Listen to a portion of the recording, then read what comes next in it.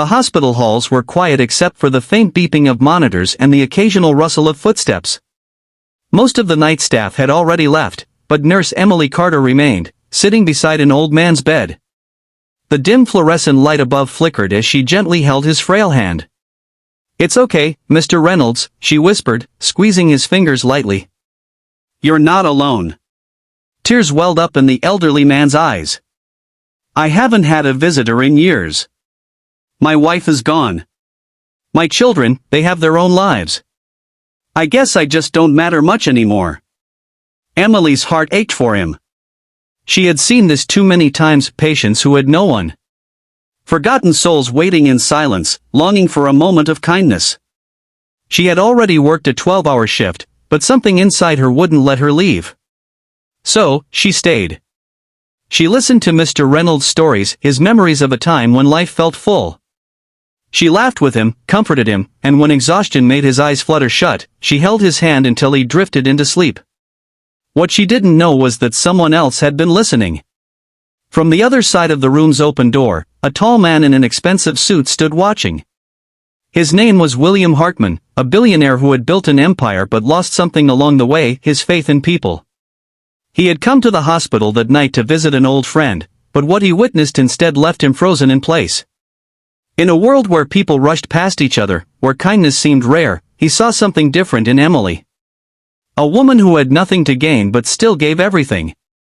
The next morning, when Emily finally clocked out, she was met by the hospital director, a woman whose usually stern expression now carried a trace of excitement. "There's someone here who wants to speak with you," she said, leading Emily to a private office. Inside stood the man from the hallway. His suit was pressed, his posture confident, but there was something raw in his eyes. "You stayed with that man all night," he said. His voice was deep, steady. "Why?" Emily shifted, a bit caught off guard. "Because he needed someone," she answered simply.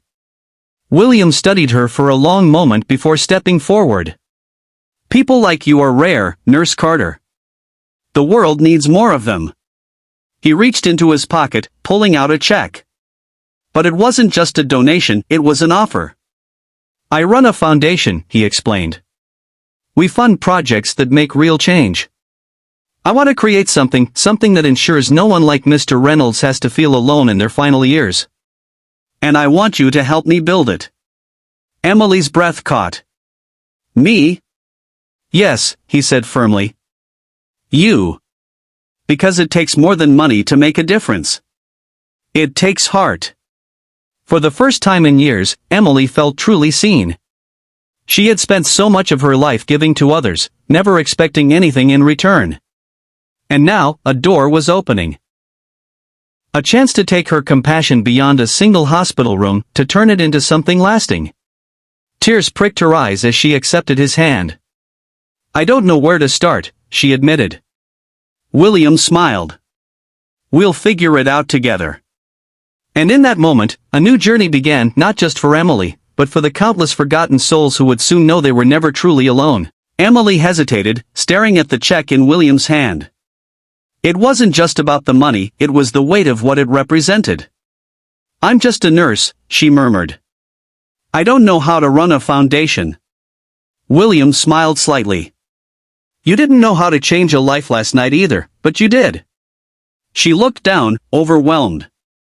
For years, she had worked long shifts, given every ounce of her compassion to patients, only to go home to an empty apartment, exhausted and unnoticed.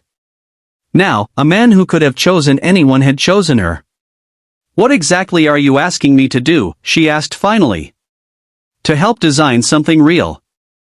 A program, a network, whatever it takes to make sure people like Mr. Reynolds aren't left alone." William's voice softened.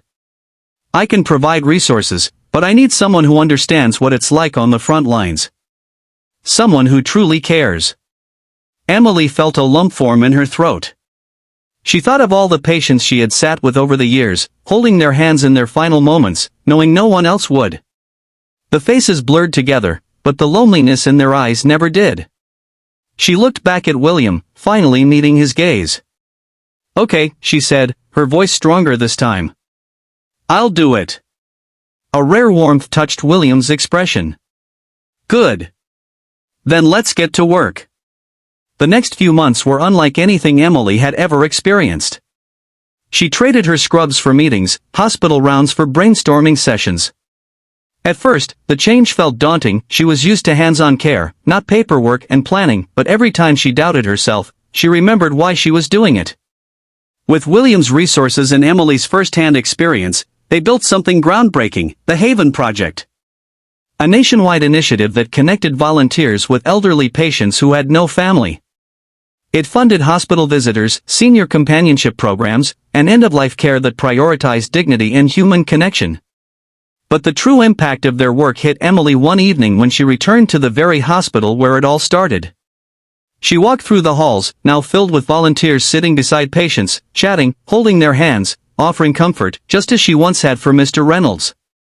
Her steps faltered when she saw him again, sitting up in bed, laughing with a young woman reading him a book. He looked healthier, happier.